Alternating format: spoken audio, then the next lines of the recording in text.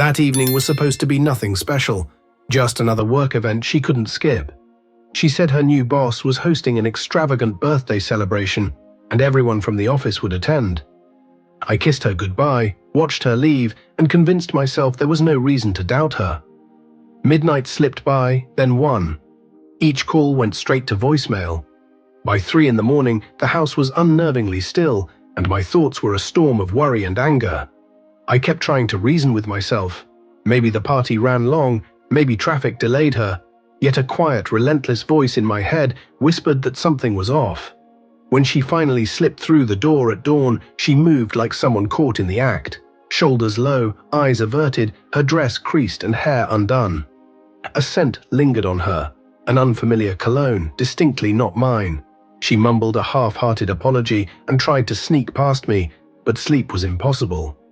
I watched her crawl into bed, pretending to rest, while suspicion sat heavy in my chest. I didn't yell. I didn't demand answers.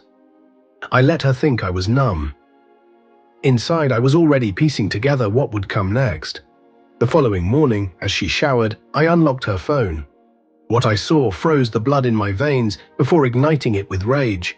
Flirtatious, suggestive messages with her manager.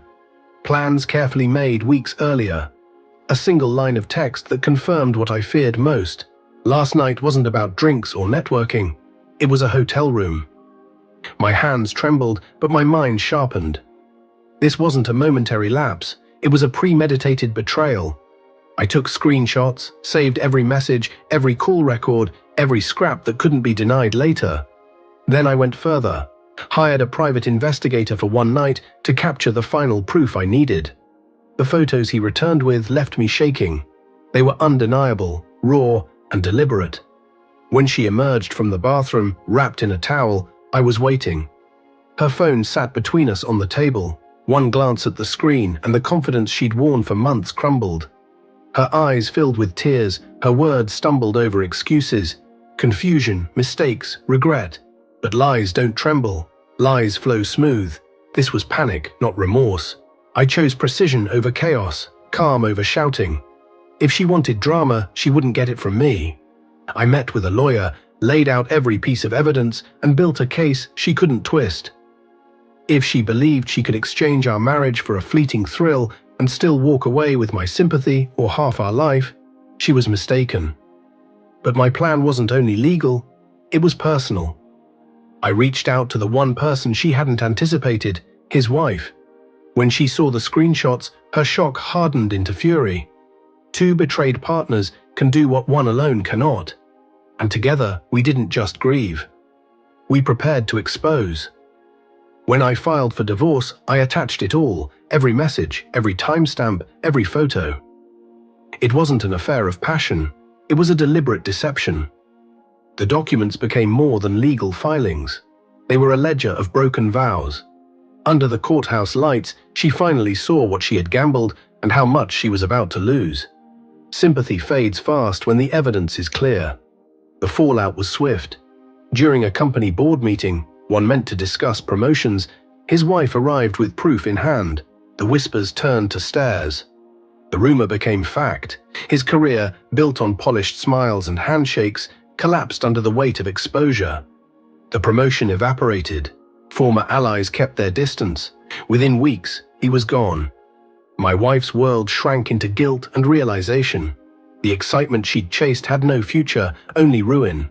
She cried through the legal process, begged for forgiveness, but her pleas couldn't erase the proof. Actions have costs. She hadn't just ended our marriage. She'd dismantled her own stability, her reputation, and the quiet dignity we once shared. When the divorce was final, she didn't leave triumphant. She left diminished, burdened by the understanding that she'd destroyed something lasting for something temporary. As I signed the final papers, I felt both grief and calm. I hadn't pursued revenge just to hurt her. I had done it to heal myself, to close the wound properly. I rebuilt slowly.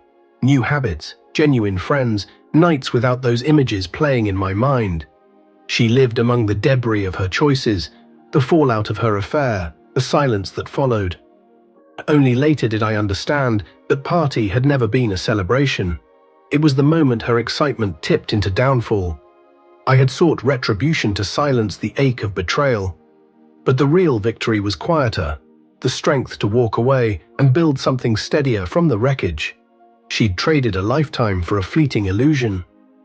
And I walked away with what she'd lost: peace, dignity, and the freedom to begin again.